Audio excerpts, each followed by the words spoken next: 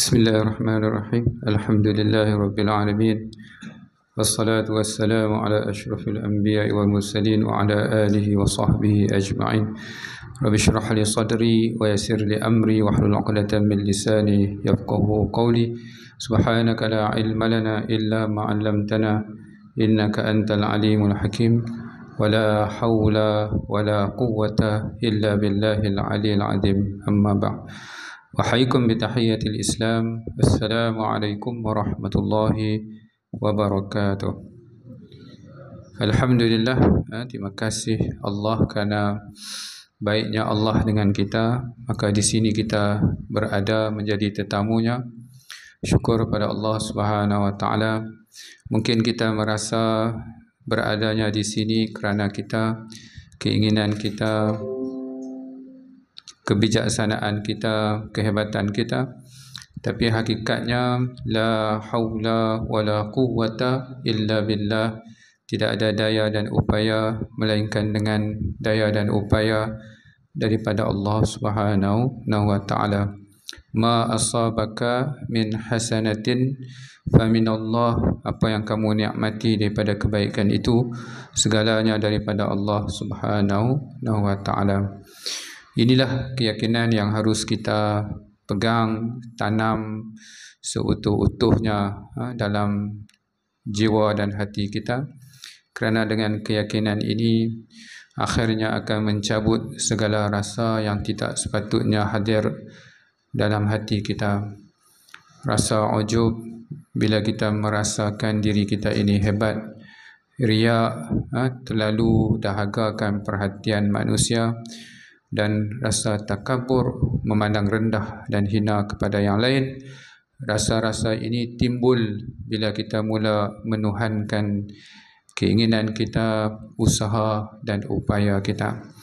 Hakikatnya tidak ada apa-apa milik kita. Segala yang kita nikmati itu semuanya daripada Allah Subhanahu wa Ta'ala.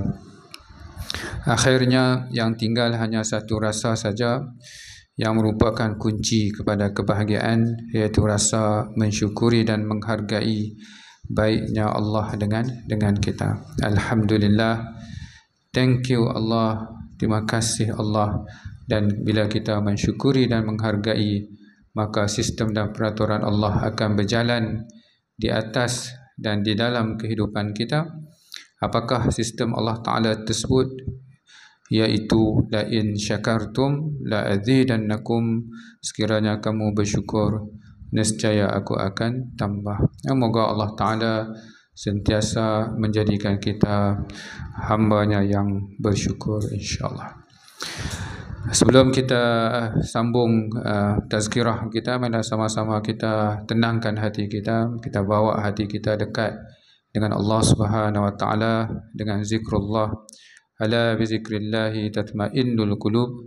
Sesungguhnya dengan mengingati Allah, nescaya hati akan menjadi tenang, insya-Allah.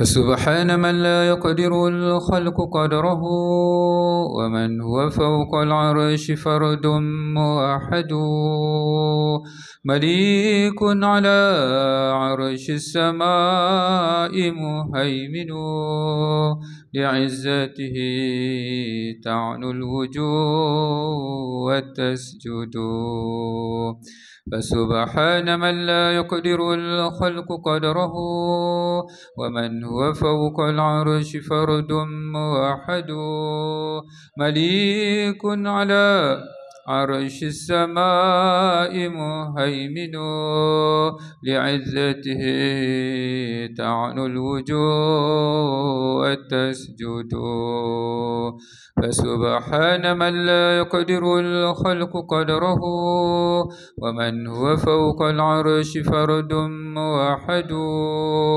مليك على عرش السماء مهيمن لعزته تعنو الوجوه وتسجد حسبي ربي جل الله ما في قلبي غير الله نور محمد صلى الله حسبي ربي جل الله ما في قلبي غير الله نور محمد صلى الله حسبي ربي جل الله ما في قلبي غير الله نور محمد صلى الله حسبي ربي ما في قلبي غير الله نور محمد صلى الله حسبي ربي جل الله ما في قلبي غير الله نور محمد صلى الله ليس لها من دون الله كاشفا ليس لها من دون كاشفا ليس لها من دون الله كاشفا ليس لها من دون كاشفا ليس لها من دون الله كاشفا ليس لها من دون كاشفا ليس لها من دون الله كاشفا ليس لها من دون كاشفا لا إله إلا الله والملك الحق المبين محمد الله صادق الوعد الأمين لا إله إلا الله والملك الحق المبين محمد صادق الوعد الأمين لا إله إلا الله والملك الحق المبين محمد الله صادق الوعد الأمين أستغفر الله إن الله كان توابا أستغفر الله إن الله كان توابا أستغفر الله Innallaha kana tawwaba. Astaghfirullah. Innallaha kana tawwaba. Astaghfirullah. Innallaha kana tawwaba. La ilaha illallah. La ilaha illallah. La ilaha illallah. Muhammadun Rasulullah. Ya dzal jalali wal ikram. Ya dzal jalali wal ikram. Ya dzal jalali والإكرام أمتنا على دين الإسلام. لا إله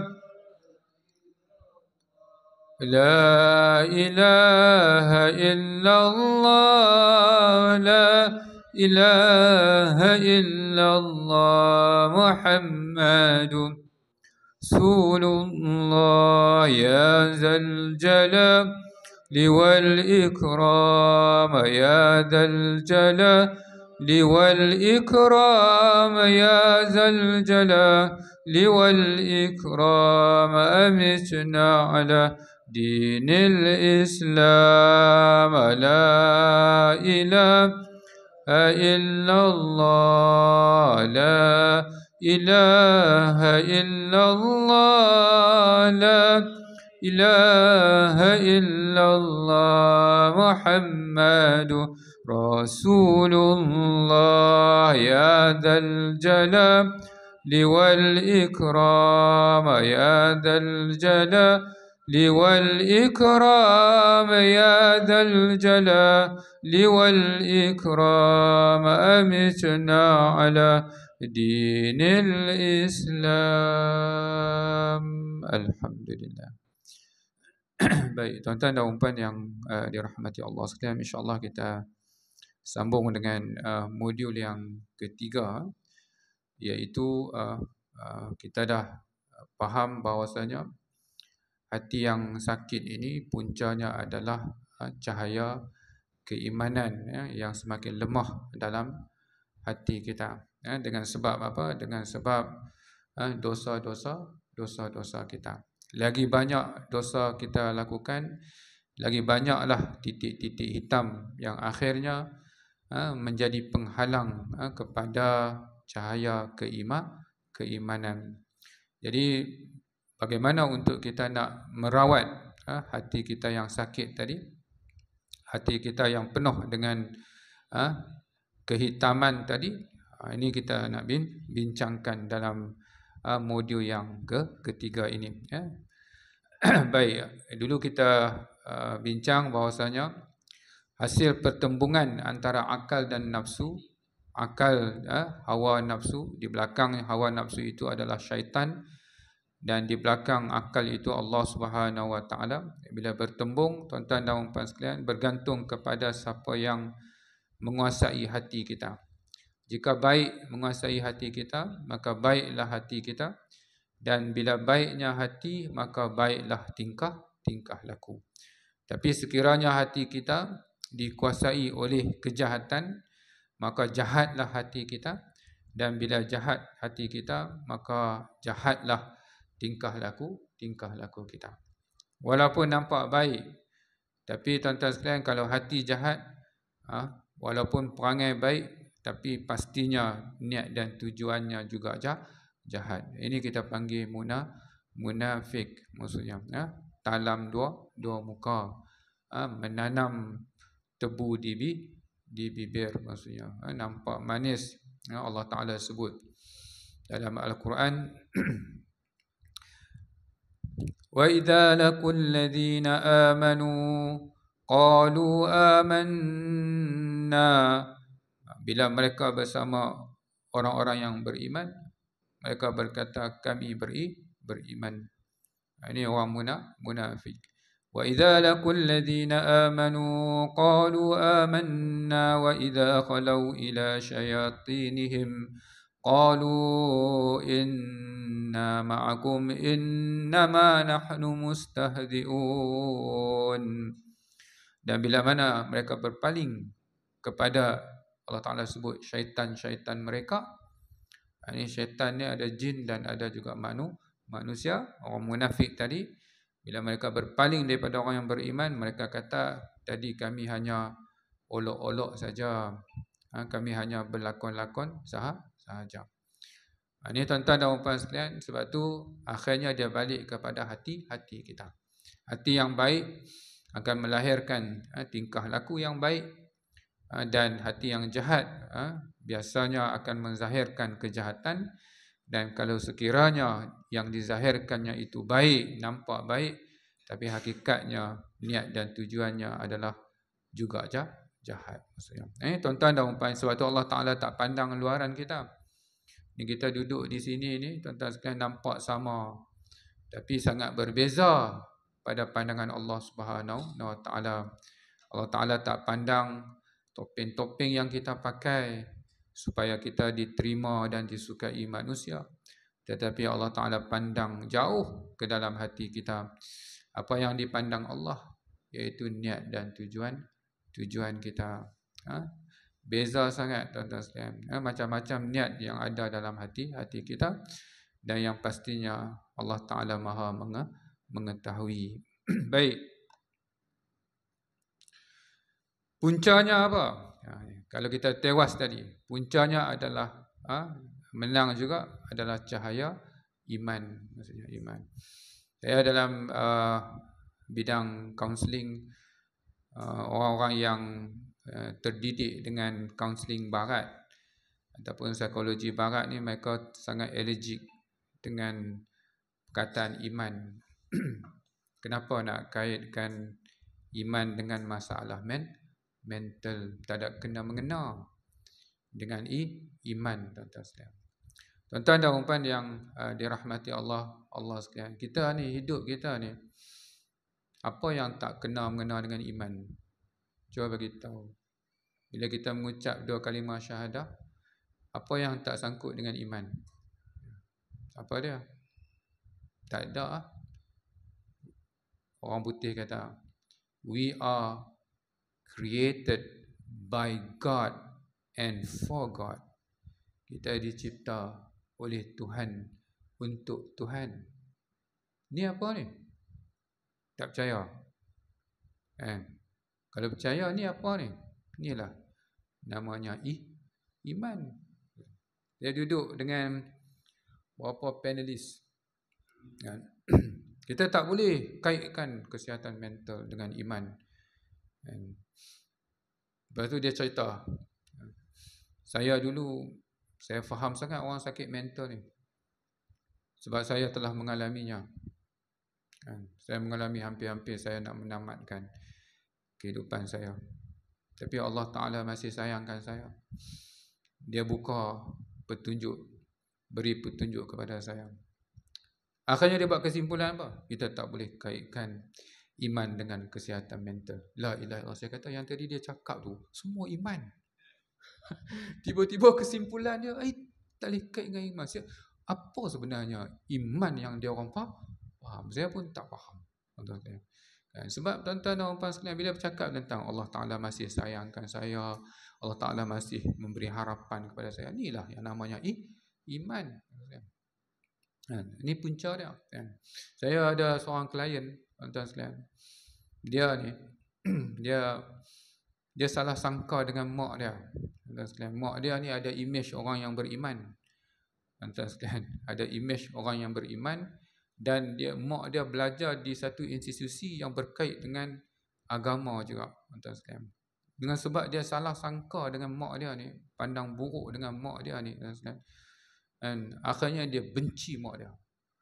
Bila dia benci mak dia, dia benci juga apa yang sangkut dengan agama. Termasuk dia membenci Tuhan. Oh, tuan-tuan sekalian, saya kata macam mana nak tolong ni? Saya kalau siapa-siapa yang datang kaunseling dengan saya usaha nak bawa dia dekat kembali kepada Tuhan. Tiba-tiba dia benci semua yang sangkut dengan Tuhan. Sampai bila jumpa saya, ayah dia pujuk, tuan-tuan sekalian, jumpa saya ni, saya pula bawa gelaran ustaz. Ustaz sendiri kait dengan iman. Tutup kat situ dah. Tuan-tuan sekalian, duduk pula UAE pula, Universiti Islam pula. Oh, tak boleh. Last sekali, tuan-tuan sekalian, saya kata apa? Ya Allah, ya Tuhanku, tolonglah ya Allah. Tak nampak macam mana nak bawa dia untuk kembali kepada Allah. Sebab kita kalau tak ada Allah Ta'ala ni, tak ada dah kekuatan kita. Maksudnya kekuatan kita ni hanya Allah. Tapi itulah tuan-tuan sekalian, bila mana kita buntu, tak nampak jalan keluar, dan waktu itulah kita punya penyerahan kita kepada Allah maksimum. Waktu kita rasa kita boleh bergantung kepada ilmu kita, waktu itu kita separuh-separuh bergantung kepada Allah Subhanahu wa Ta'ala. Tapi waktu kita dah hilang upaya, kita dah tak nampak, buntu, dan pada waktu itulah pada hakikatnya kita ada kekuatan yang sebenar, iaitu Allah Subhanahu wa Ta'ala. Bergantung kepada dia. Wa may yattaqillah yaj'al lahu makhraja. Ayat 1000 dinar. Duk gantung kat rumah, tak kaya-kaya. Walaupun 1000 dinar. Allah ni mahal dah, 1000 dinar. Tapi dia gantung ya situ, tuan-tuan sekalian. Surah At-Talaq ayat 2. Barang siapa yang bertakwa, Allah Ta'ala buka baginya jalan keluar. Tuan-tuan lompat 2 ayat. Tadi surah At-Talaq ayat 2. Tuan-tuan lompat 2 ayat. Wa may yattaqillah yaj'al lahu min amrihi yusra. Barang siapa yang bertakwa kepada Allah, Allah Ta'ala akan jadikan urusannya mudah. Ini dia punya syarat, condition dia, iaitu untuk kita keluar daripada masalah kita, untuk kita keluar daripada kebuntuan kita, iaitu syarat dia apa? Syarat dia adalah takwa. Sebab itu bila Allah Ta'ala uji kita dengan masalah, tuan-tuan sekalian, ramai yang salah faham. Bila kita diuji dengan masalah, kita fikir bagaimana nak keluar daripada masalah tersebut. Kita cari jalan. Akhirnya kita tinggalkan Allah Subhanahu wa Ta'ala.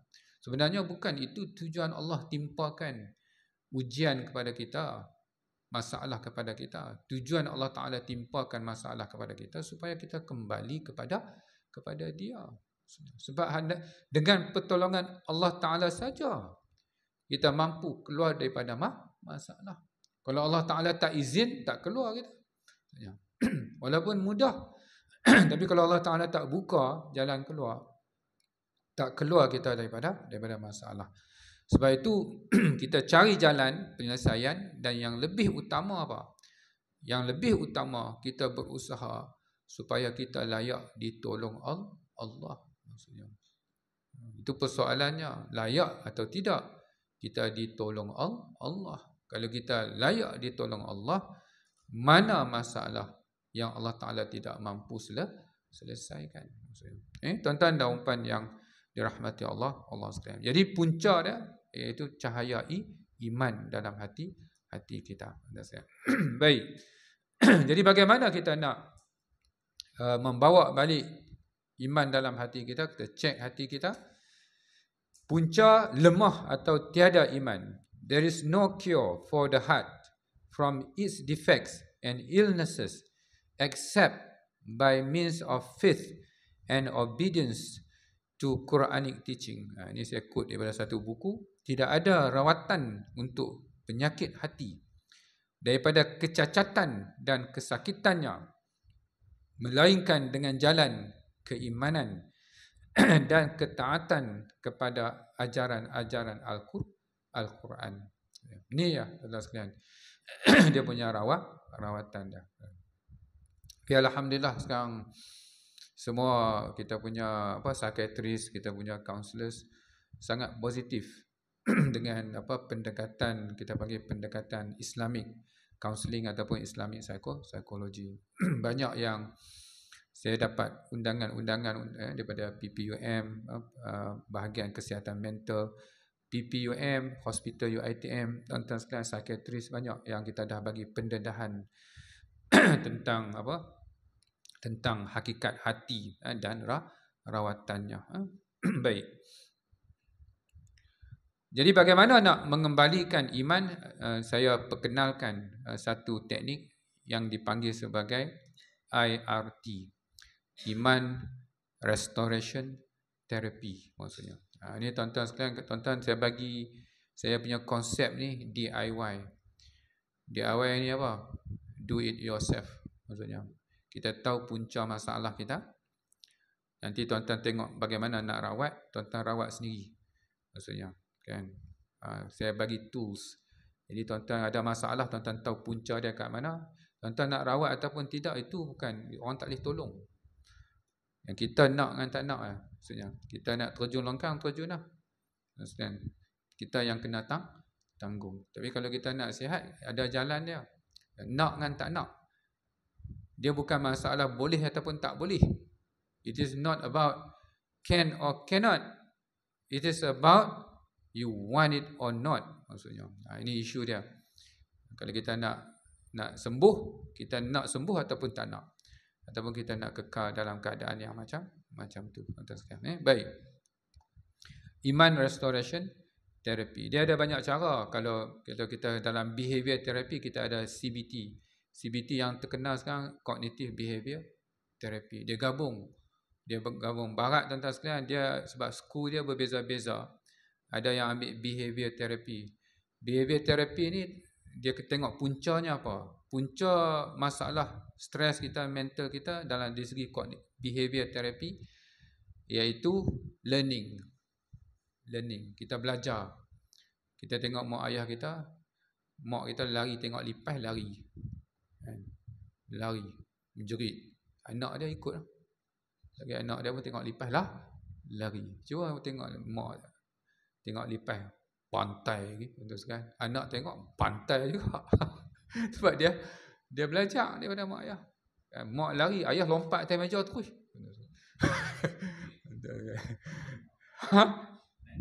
Nak dukung? Oh, nak dukung mak, tak apa. Jadi macam mana nak rawat dia? Kalau dalam behavior therapy, bagaimana nak rawat dia? Dia panggil unlearning. Senang lah. Learning, unlearning. Maksudnya kena belajar buang balik yang tadi tu. Buang balik yang tadi. Ni dia panggil phobia. Phobia. Apa makna phobia? The irrational fear. Ketakutan yang tidak waras. Yang tidak bukan bahaya pun dia pas. Bukan bahaya. Tapi dah mak macam tu. Dah ayah macam tu. Tuan-tuan, jadi macam mana nak buat?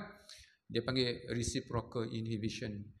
Reciprocal inhibition ni, tuan-tuan sekalian, dia macam mana nak unlearn dia, nak buang dia. Kalau tuan-tuan jumpa pakar, tuan-tuan duduk dalam bilik, kan, dia tenang, tarik nafas. Tenang. Okey. Dah tenang dah, okey dah. Saya ready, doktor. Cuba bayang dulu. Lipas berada di hujung bilik ni. Dia bayang lipas tu. Lipas bergerak semakin dekat. Dia bayang. Selagi kan kalau tak tahan, angkat jari. Kan? Maksudnya kita stres, tertekan. Lipas semakin dekat, menghampiri kaki anda. Kita pun rasa takut. Lipas patah balik. Kan? Tuan-tuan tahu, buat tu sampai boleh pegang lipas. Tapi dalam bayangan lah. Saya lipas semakin dekat, patah balik. Tak ada apa, tak bahaya. Last sekali, sampai boleh pegang lipas tu. Tapi dalam imajinasi. Bila berjaya imajinasi ni, baru betul. Buat betul, bawa lipas betul. Sampai boleh pegang. Tengok budak pegang. Tak ada apa pun. Sampai boleh pegang. Ini dia panggil unlearning. Buang balik tabiat yang tidak logik tu. Itu dalam dia panggil apa? Behavior therapy. Kalau kognitif pula, kognitif ni iaitu kognitif fikiran. Punca masalah kita apa? Disebut sebagai the irrational thoughts. Kognitif ni sangat dekat dengan Islam tentunya. Sebab kita pun sebenarnya bergantung kepada fikiran kita juga. Cuma dia sampai kat fikiran saja, dia tak sampai kat hati. Sebab dia nak jadi sains, psikologi dia nak jadi sains, dia boleh sampai kat fikiran saja, kognitif saja. Dia tak boleh masuk dalam hati. Sebab apa? Sebab bila sebut hati, sains kata kami tak boleh.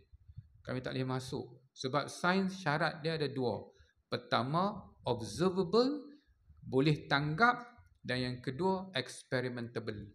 Boleh di-eksperimen. Sains kata kalau sebut hati, kami sorry, kami tak terima. Hati tak terima. Jadi kognitif ni dia sampai dekat fikiran saja. Punca masalah apa? Disebut sebagai the irrational thought.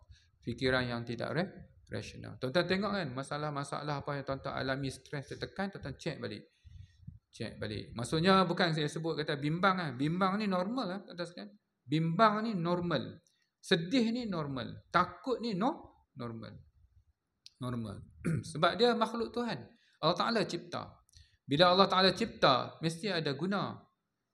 Takut, bimbang. Sebab apa Tuhan cipta? Ini kena pertama ubah dulu cara kita melihat persepsi, emosi. Emotions works for us. Emosi bekerja untuk kita. Kenapa kita takut? Tengok rimau takut. Kenapa? Bukan saya saja Tuhan buat tu. Fight or flight dia panggil. Tak boleh lawan, lari. Automatik tu. Understand? Automatik. Fight or flight. Boleh lawan, lawan. Kalau tak boleh lawan, lari. Tu Tuhan cipta auto. Maksudnya, tuan-tuan sekalian. Dan bila dia masuk kat otak, bila kita terima data kan, raw data ni tuan-tuan sekalian. Raw data ni bila dia hantar kat otak kita, dia daripada mata masuk kat otak kita. Dia kalau benda-benda bahaya macam ni, dia shortcut tu. Dia shortcut, dia protect dulu, lari dulu. Tak lagi baru fikir. Maksudnya, lari dulu, tak lagi baru fikir. Tengok satu benda bahaya, lari dulu. Tak bahaya pun, menyesal lari. Tapi sistem kita memang macam tu. Tuhan buat dia untuk protection masuk. Jadi kalau tuan-tuan tengok kan, kalau tuan-tuan ada masalah, saya ni ustaz overthinking ataupun excessive anxiety ataupun excessive sadness ataupun depression, sebab apa? Sebab mesti ada the irrational thought. Fikiran yang tidak waras. Contoh apa ni tuan-tuan? Contoh the irrational thought dua yang paling popular dah, yang biasa menyebabkan orang stres. Yang pertama iaitu saya nak semua orang suka saya. I want all people to love me. Ni siapa-siapa yang ada dalam kepala dia nak semua orang suka dia mesti stres. Impossible. Mustahil. Nabi kan? Nabi manusia yang terbaik atas muka bumi. Ada orang benci dia? Ada orang benci dia. Kita siapa? Kita bukan terbaik di atas muka bumi. Banyak sangat orang tak suka kita. Tiba-tiba kita nak semua orang suka kita. Jenah siapa? If you put this in your mind, you suffer. Ini yang pertama. Biasa yang satu lagi kan, I cannot make mistake. If I make mistake, I am bad. Ni tak rasional. Saya tak boleh buat salah. Kalau saya buat salah, saya sangat buruk. Siapa yang tak buat salah? Cuba beritahu. Bumi mana yang tidak ditimpa hujan? Semua orang buat salah. Maksudnya, dia bukan masalah buat salah. Masalah dia apa dia selepas kita buat salah.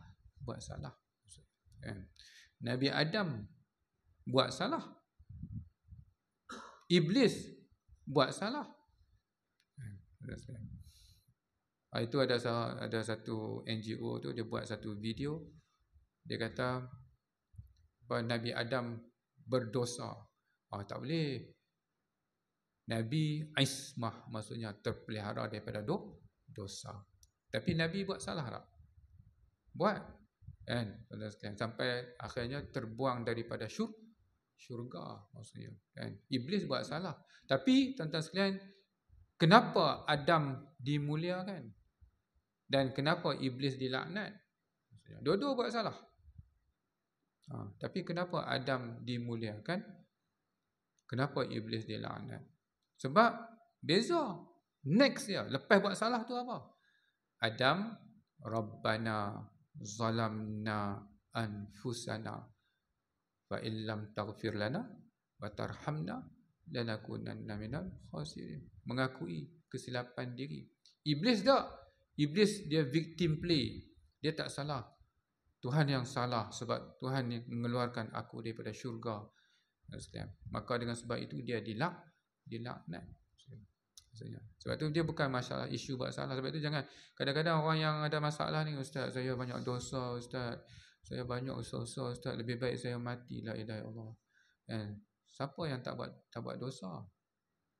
Semua orang buat dosa. Dan semua yang dalam syurga tu, saya nak bagi tahu, semua yang dalam syurga tu semua pendosa, melainkan mereka yang terpelihara daripada dosa. Siapa yang terpelihara daripada dosa? Para nabi. Yang lain semua pendosa.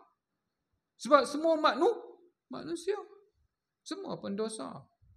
Dan sebaik-baik pendosa ialah mereka yang bertaubat pada Allah Subhanahu wa taala. Tuan-tuan dan puan yang dirahmati Allah sekalian. Tuan-tuan ada kekeliruan apa-apa? Pokoklah. Risau kat saya ni. Ada kot apa-apa Ustaz, macam mana ni Ustaz? Ada? Takat ni tak ada? Semua okey Tak ada kekeliruan? Serius kat ni? So. Kalau ada soalan tanya. Jangan kata biar bodoh sesaat daripada jahil seumur hidup. Maksudnya kan, biar apa tanya soalan bodoh macam tu. Biar bodoh sesaat daripada benda tu kita tak tahu sampai seumur hidup kita. Tuan-tuan dan puan yang dirahmati Allah sekalian. Baik. Itu dari segi apa? Kognitif, tuan-tuan sekalian. Irrational thought. Sekarang ni bila kognitif, tuan-tuan sekalian, gabung dengan behavior, sebab behavior tak lengkap, kognitif pun tak lengkap juga. Jadi dia orang gabung. Bila dia orang gabung jadilah CBT, Cognitive Behavior Therapy. Lepas tu ada aliran baru pula, emosi pula. Tuan-tuan sekalian, last sekali bergabung juga. Yang the latest punya, dia punya school of therapy ni dia panggil Cognitive Emotion Behavior Therapy. Maksudnya Cognitive Emotion Behavior Therapy. Gabung tiga-tiga. Tapi walaupun dia orang gabung, tapi dia tak boleh masuk juga rohani. Sebab apa? Sebab psikologi nak jadi sains. Maksudnya tak boleh. Kalau nak jadi sains tak boleh. Dia tak boleh masuk dalam hati. Sebab hati itu adalah roh. Maksudnya roh, sains kata sorry, kami tak bincang tentang roh. Maksudnya baik, tuan-tuan dan puan yang dirahmati Allah sekalian. Dalam iman restoration therapy ni ada dua aspek penting. Yang pertama kita panggil teori, iaitu bahagian pertama ialah teori, iaitu pengisian ilmu. Maksudnya syarat pertama untuk nak rawat hati kita, pertama iaitu mesti dengan jalan ilmu. Cari ilmu. Duduklah dalam majlis ilmu. Dengarlah, tuan-tuan sekalian. Dengarlah. Allahumma maj'alna minal ladzina yastami'una al-qawla fayattabi'una ahsana. Ini salah satu doa yang diajar dalam Quran. Ya Allah, jadikanlah aku mereka yang mendengar kata-kata dan mengambil yang terbaik. Dalam surah Al-Mulk, surah Al-Mulk yang kita duk baca, Lau kunna nasma'u aw naqilu ma kunna fi ashabis sa'ir. Kalaulah dulu aku dengar, aku fikir, nescaya aku tak duduk dalam neraka sa'ir. Apa maknanya? Duduk, dengar, tuan-tuan sekalian. Dengar semua, tak rugi mendengar. Ambil yang terbaik. Ini yang pertama, iaitu dengan cara pengisian ilmu. Yang kedua iaitu praktikal, iaitu mujahadah. Mujahadah ni maksudnya lawan, dan riadah. Riadah ni bukan senam aerobik. Riadah ni iaitu disiplin. Maksudnya disiplin. Maksudnya nanti kita akan uraikan dua aspek penting. Okey, baik. Pengisian ilmu. Kejahilan adalah ibu segala masalah psikologi manusia. Ignorance is the mother of all problem. Kejahilan adalah ibu segala masalah psikologi manusia. Maka adalah berkewajipan bagi setiap insan untuk mencari ilmu. Baik, persoalannya, ilmu apa Ustaz? Nak cari ilmu apa?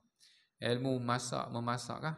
Maksudnya kan, ilmu apa yang kita kena cari? Yang pertama, ni the most important, ilmu tentang Tuhan. Ini habis ya. Tuan-tuan boleh pegang hal ni, tuan-tuan sekalian. Yang lain akan datang automatik, iaitu ilmu tentang Tuhan. Macam mana nak kenal Tuhan? Senang ya, tengok Asmaul Husna, sifat-sifat Tuhan. Tuhan Maha Penyayang, Ar-Rahim, Maha Berkuasa, Al-Qadir, Maha Mengetahui, Al-Alim, Maha Penyayang, ulang, Maha Mendengar, As-Sami', Maha Menentukan, Al-Qadir, Maha Kaya, Al-Ghani, Maha Mulia, Al-Karim, Maha Teliti, Al-Khabir. Boleh tambah satu lagi tak? Nama Tuhan yang tak ada lagi dalam ni. Al-Azim, Maha Besar. Satu lagi. Al-Jabbar. Mana? Siapa kata Al-Jabbar? Mana apa Al-Jabbar? Bagi tak payah-payah. Lepas tu tak tahu nak terjemah. Yang budak-budak suka bagi nama. Apa makna dia? Tak tahu, tak tahu ambil. Senang dah tak bagi. Bagi tak payah-payah. Al-Jabbar ni apa? Maha Perkasa. Dulu ada tuan-tuan sekalian, ada seorang tu dia memperkenalkan produk untuk rawat penyakit hati. Nama apa? Al-Jabbar. Produk dia.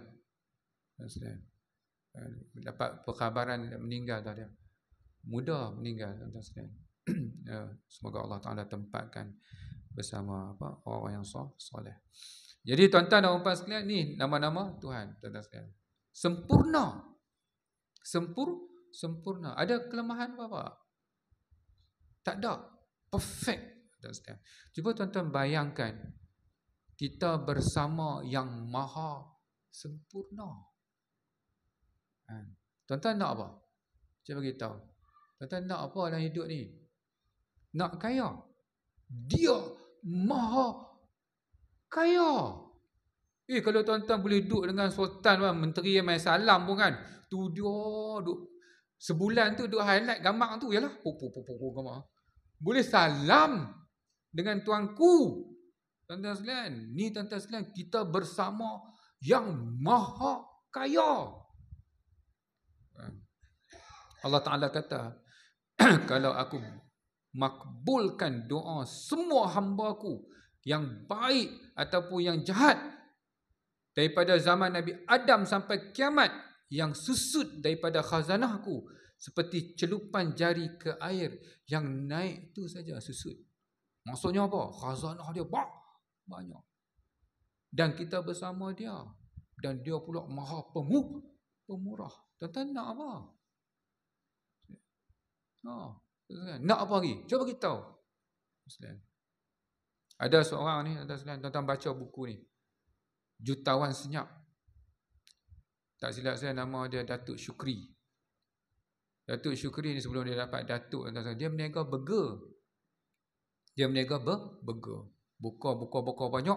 Akhirnya dia berkembang dia punya perniagaan. Tapi dia dikhianati oleh kawan dia. Sebab tu jangan percaya sangat. Maksudnya kadang-kadang kita ni kena scam dengan orang yang kita kenal. Kita Aisyah 30 Aisyah apa 8.40 dah. Okey, sekali. 8.40 nanti kita berhenti azan. Baik. Dia bunyi ke? Tak bunyi sebab kita guna ni kan. Baik. Jadi tuan-tuan dan puan sekalian, jadi Datuk ni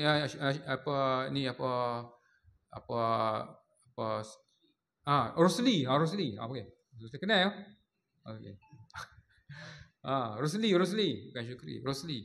Kan? Dia Rosli. Jadi tuan-tuan sekalian, akhirnya maju perniagaan dia, akhirnya dia percaya kat kawan dia. Bila dia percaya kat kawan dia khianat dia, tuan-tuan sekalian, dia jatuh bankrupt. Bila dia jatuh bankrupt, orang sita nak berniaga, nak bayar hutang, sita angkat semua perabot TV dia, anak dia pegang tangan dia cerita. Dalam buku tu tuan-tuan baca. Kan? Ayah, kenapa ayah biar orang ambil sofa kita? Ayah, kenapa ayah biar orang ambil TV kita? Jangan bagilah ayah. Dia tak kata apa, ayat mata. Kan? Asal dia orang senang jatuh bankrupt. Lepas tu dia kata kat bini dia, abang nak keluar daripada kampung ni. Tak silap Tanjung Malim. Kan? Nak keluar daripada kampung ni, abang nak naik basikal. Kan? Bini dia kata, abang, nanti orang kata abang gila. Tak payahlah abang. Tak apa, nak keluar kau. Akhirnya dia orang masukkan basikal dalam van, keluar daripada kampung tu dia kayuh basikal. Dia kayuh sampai Kuala Selangor. Sampai Kuala Selangor tu dia tengok orang naik pokok kelapa, panjat kelapa, kutip buah kelapa. Naik kutip buah kelapa, tuan-tuan sekalian, gembira, seronok. Dia kata, ya Allah, orang ambil upah kait buah kelapa, petik kelapa pun bahagia. Aku dulu duit banyak apa semua, tak rasa bahagia. Aku nak apa sebenarnya? Orang petik kelapa pun bahagia. Saya tuan-tuan sekalian, bila baca cerita ni, saya bila pi UAE ni tuan-tuan sekalian, kat Gombak tuan-tuan pernah sampai tak? Bila masuk, saya suka masuk pintu nombor 2, pintu belakang. Bila masuk situ, saya dalam hutan kan. Saya matikan aircon. Buka tingkap. Udara segar. Buka tingkap, busuk. Tuan-tuan kan, saya tahu sebab apa. Depan lori sampah. Allah. Kebetulan lori sampah. Awak naik balik tingkap, buka aircon. Tuan-tuan, saya tengok lalu ikut lori sampah tu. Ada 2 orang duduk kat lori belakang lori sampah tu. Depa duduk melawak. Gelak lah, ya Allah. Saya kata, belakang lori sampah pun bahagia. Kita kan, susah sangat nak senyum, susah lah, ya Allah. Bibir tu asyik melengkung ke atas ya. Tak turun bawah. Tuan-tuan kalau bibir melengkung ke atas, tuan-tuan tekan turun tau. Tadi balik dia tengok laki bini melengkung ke atas, suruh dia tekan. Pasal apa Ustaz suruh tekan? Ini psikologi ya. Action produce emotion. Tindakan menghasilkan emosi. Sebab tu Nabi katakan, bila kamu marah, kamu berdiri kan, kamu duduk. Kalau kamu tak duduk, kamu tak marah juga, kamu bebah. Mana ada kaitan apa? Tapi Nabi bagi tahu, action produce emotion. Baik, balik kat cerita ni tuan-tuan sekalian. Dia berjalan, dia naik basikal sampai sebuah masjid. Dia berhenti kat masjid tu. Bila habis sembahyang apa semua, imam, saya minta izin nak tidur sini malam ni. Kamu nak pergi mana ni? Saya ikut kaki. Saya ikut kaki saya, maksudnya. Kan? Tak apa, nanti kamu tidur apa kemas apa semua, yang mana lampu-lampu tak perlu kamu tutup. Baik imam, terima kasih imam. Dia tuan-tuan sekalian, bila balik semua, kemas-kemas nak tidur, rebah-rebah nak tidur, datang seorang syekh. Datang. Assalamualaikum. Waalaikumsalam. Tuan cari apa? Saya mencari kekayaan. Dia jawab, saya mencari kekayaan. Tuan, kalau tuan nak cari kekayaan, tuan cari tuan yang empunya kaya. Cari tuan dia dulu. Kalau tuan cari dia, jumpa tuan dia, kaya akan jaga tuan. Tapi kalau tuan cari kaya, terlupa tuan dia, kaya akan musnahkan tuan. Orang putih kata apa? Money, if it is a servant, it is a good servant. Once it become a master, it is a very cruel master. Duit waktu dia jadi hamba, dia sangat baik, berguna. Tapi bila dia jadi tuan, dia akan musnahkan hidup kita. Tuan-tuan sekalian, jadi tuan cari tuan yang empunya kaya. Kalau tuan nak, saya bagi alamat. Dia bagi alamat, tuan-tuan tahu alamat dia kat mana?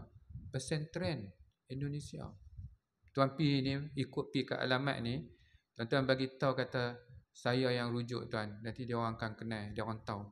Kan? Okey, baik. Dia tuan makan lagi? Belum makan. Ni saya bawa makanan, makan.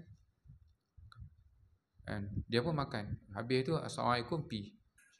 Esok pagi imam mai awal-awal subuh. Allah, saya tak tahu kata tuan tidur sini. Tuan makan tak semalam? Semalam ada kenduri, makanan lebih banyak. Saya tak ingat kata tuan ada sini. Sekejap saya main hantar sikit makanan. Tak apa, ada orang bawa makanan kat saya. Siapa bawa makanan tu? Macam ni. Tak ada sini. Tak nampak, tak ada orang tu sini. Tuan boleh cerita lebih lanjut dia tu. Cerita, kalau tak silap macam mana yang tuan gambarkan, dia ni mati tak silap 40 tahun yang lalu. Semalam tahlil rumah dia.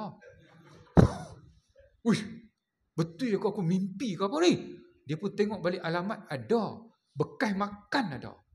Maksudnya apa? Maksudnya bukan mimpi.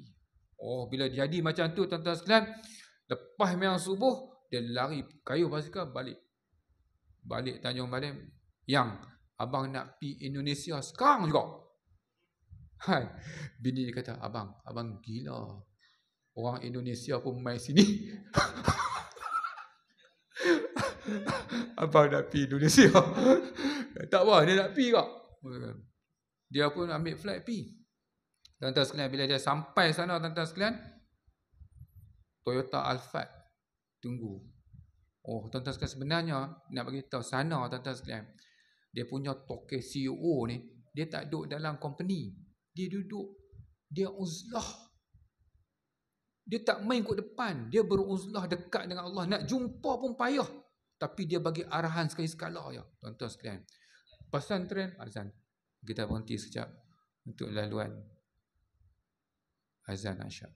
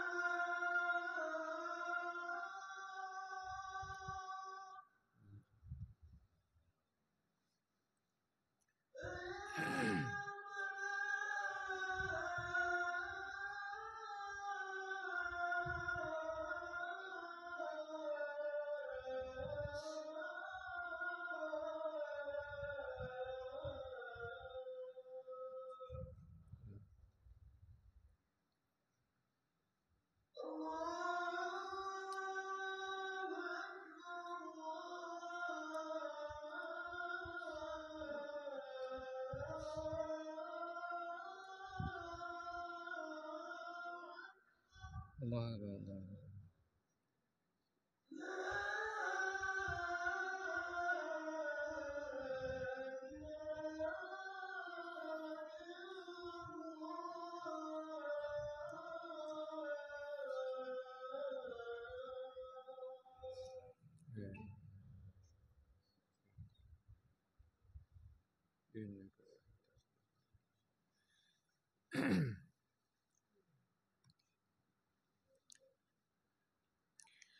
Baik, kita sikit kan. Jadi tuan-tuan dan puan yang dirahmati Allah sekalian. Jadi dia punya point dia tuan-tuan sekalian, cari Allah. Allah Taala Maha Kaya. Dan bila kita jumpa Allah Subhanahu Wa Taala, maka pastinya kita juga akan menjadi kaya. Cuma kaya pada pandangan Allah ni bukan semestinya kaya dengan harta. Laisal ghina an kasratil mal. Nabi kata bukanlah kaya itu dengan banyaknya harta, walakinnal ghina ghinan nafs. Sesungguhnya kekayaan itu adalah kekayaan jiwa. Maksudnya ada orang yang kaya harta tapi jiwanya sangat miskin. Dia tak pernah rasa cukup.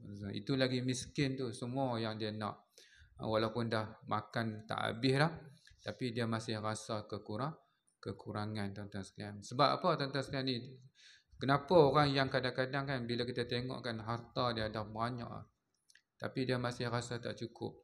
Tuhan sebut bagi mereka yang terlalu mengejar dunia, Allah Ta'ala letak di hadapan dahi dia iaitu kemiskinan. Tuan-tuan bila pakai kan gelas kan, gelas tu nama dia kemiskinan. Jadi bila tuan-tuan pakai gelas tu, tuan-tuan tengok kan semua tak cukup. Tengok tak cukup. Bukan kata tak cukup, sebab Tuhan letak depan diri dia tu. Maksudnya kemiskinan. Itu bahaya tuan-tuan sekalian. Sebab kita kata, ya Allah ni makan tak habis 7 generasi tapi masih tak tamak. So, ini tuan-tuan dan puan yang dirahmati Allah sekalian. Ni cari Allah, kenal Allah tuan-tuan sekalian. What Allah says, apa yang Allah Ta'ala kata. Pertama yang saya baca ayat tadi, wa may yattaqillah yaj'al lahu makhraja. Sesiapa yang bertakwa kepada Allah, niscaya kami buka baginya jalan keluar. Dan ayat yang seterusnya, wa may yattaqillah yaj'al lahu min amrihi yusra. Allah Ta'ala jadikan urusannya mudah. Dan ayat yang seterusnya, وَمَنْ أَعْرَضَ عَنْ ذِكْرِي فَإِنَّ لَهُ مَعِيشَةً ضَنْكَ. Sesiapa yang berpaling daripada Allah, maka baginya hidup yang sempit. Sebab itu bila kita ada rasa sempit, tuan-tuan sekalian, sempit keuangan, sempit dada, nafas tak lepas, jangan cepat menyalahkan. Cek, tengok hubungan kita dengan Allah. Mungkin kita berpaling jauh daripada Allah, maka Allah Ta'ala bagi tahu, barang siapa yang berpaling daripada aku, maka baginya hidup yang sempit. Baik. What a wonderful heart enjoyed by a person who is always in the remembrance of Allah Subhanahu wa Ta'ala. Habis yang kontak kita, cerita panjang, tapi dalam kontak kita tu habis lah. Tapi hebat dia orang tu, pesantren ni ditaja oleh company besar, yang mana dia punya CEO dia ni yang banyak menghabiskan masa beruzlah. Maksudnya nak jumpa tu kebetulan saja. Jadi dia banyak berdepan dengan miracle, maksudnya keajaiban. Dan dia balik tuan-tuan sekalian, dia Datuk Rosli ni sekarang dapat Datuk, dia bidang dia iaitu kulinari. Dia mengajar orang, latih orang memasak, tapi dia tujuan dia iaitu apa? Dia mencari tuan yang empunya kaya, dan bila dia cari tuan, dapat tuan, maka dia jadi kaya, dan kaya itu menjaga dia. Tapi kalau kita terlupa kepada tuan, duk cari kaya, hidup kita jadi musnah. Nah, itu dia punya saya dapat dia punya point dia kat situ. Baik, tuan-tuan dan puan yang dirahmati Allah sekalian, kita nak berhenti dah.